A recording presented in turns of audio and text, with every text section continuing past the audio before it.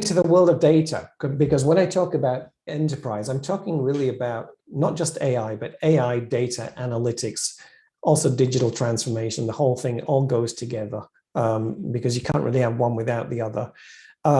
What's interesting here is a theme I'm really keen that I'm following, and is a trend, is the growth of, they mention here, data exchanges, basically data markets, the ability to buy data outside from a market, all sorts of massive data sets.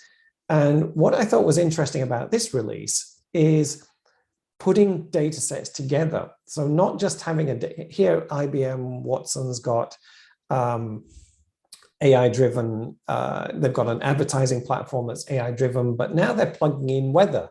And so they're getting an extra data set, plugging it into their advertising information to correlate weather with advertising. So obviously weather and advertising are pretty correlated in many areas. But while that service itself is pretty interesting, just that trend, the idea of being able to plug in different data sets and access the whole thing together. So somebody, in this case, IBM, has put that together for you. You don't have to do it yourself. Obviously, you could go to the data platform and get all the separate pieces. But the trend for me is moving away from you doing it all yourself.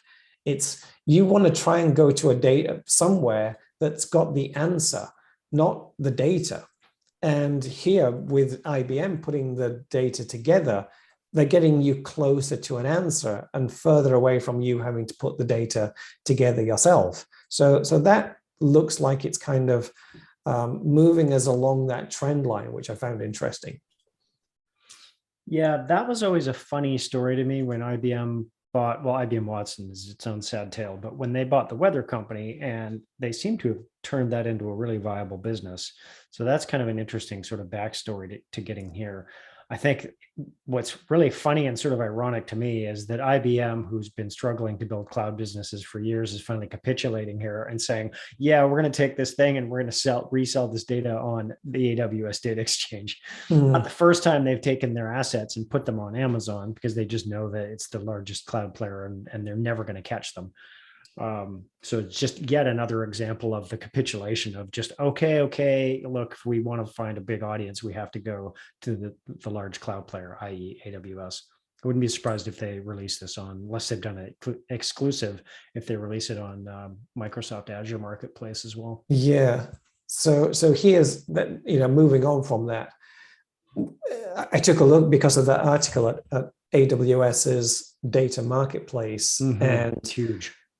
It's massive. I mean, that's 1,300 data sets just for financial services. In total, I think they've got over 5,000 data sets now, which sounds a lot, but I'm sure if we look back in 10 years, that will look like nothing. Right. And so, you and I earlier looked at some of these data sets. So Amazon has 5,000, Google has what? I think if you scroll to the very bottom, I think there was a number down there, a couple thousand or something. Oh, no, only 230 in that. But I think that might be, is that data sets? That seems low. But in any case, Snowflake Exchange is also another one. I don't know what they've got in terms of numbers. I'm not sure. So Snowflake here has 1,099. But of course, these are growing. And that's really the key point, is it's a trend. Yeah. And any and every data set you can think, well, probably not any and every data set you can think of yet, but it's like the internet. It started off with just a few things, and then eventually you could get anything you wanted. And I think, where a lot of these may be just, static data packages, I think if they don't already, they'll also have data streams that you can just plug into, because I noticed a lot were on subscription. Yeah. And again, that starts moving us away from this idea of, to build any application, you need data. So you've got to make that data. It's moving away from that, saying, no, don't make the data.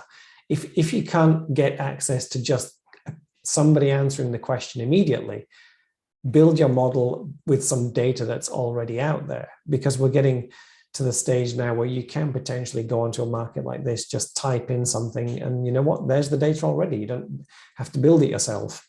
Yeah, I'm doing a lot of, as you know, I'm doing a ton of work in the data space right now. I'm meeting Mm, with a lot of companies, and it's been interesting to get to know this space because you just raised the point.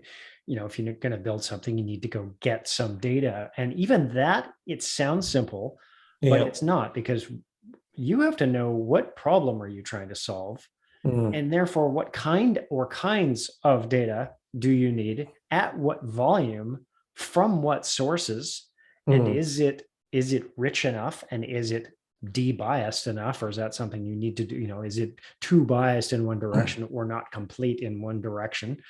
mm, And then it's not even just collect it or buy it. You could collect it, you could scrape it, you could have it hand collected by teams of a million piece workers around the world, just assembling a medical data set of photos of your skin. Or you could even generate it. So now there's a whole industry starting of synthetic data generation yeah. companies.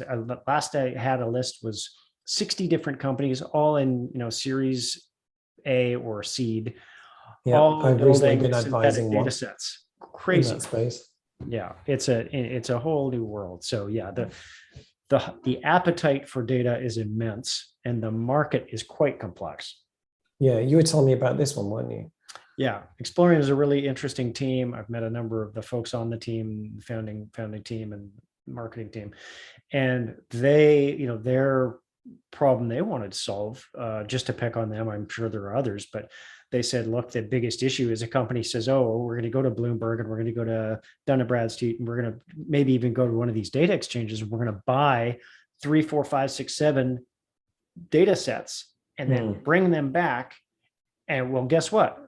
They're all different, and they all have different schemas, and they all have different, maybe it's state is abbreviation versus like spelling the word out, or phone numbers are in one format, in this one a different format, in that one, it goes on and on.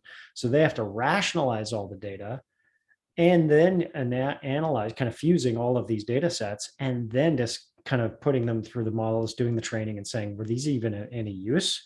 Did this mm, give us any predictive capability in our model, or was it good data? Was it useful or not? So they sort of said, the problem is you'd have to go to 7 providers and buy 10 million records, or 100 million, or a billion records from each, bring it all in, and then figure it out. Whereas they will say, you give us your business problem, we'll look at the infinite pile of data sets that are out there, not just on these exchanges, but kind of behind the door of some of the mhm. Bloombergs and the D&Bs, and say, we know all of their data sets. We've already pre-fused all of these data sets into a common set of data sort of frameworks. And Mm, then we'll give you just the rows, just the sort of records you need, and just the yeah. columns of data you need to solve your particular business problem. And now you might have only 1 million records and only 30 rows, 30 columns of data. And it's the stuff that you need, and you don't have to wade through 8 billion records. So I think So that that's there's a a lot of really folks like great this emerging. kind of extension then of the marketplace. And what Yes. it's doing is getting you closer to your answer, which really for me is Right. always the end goal. Right. So I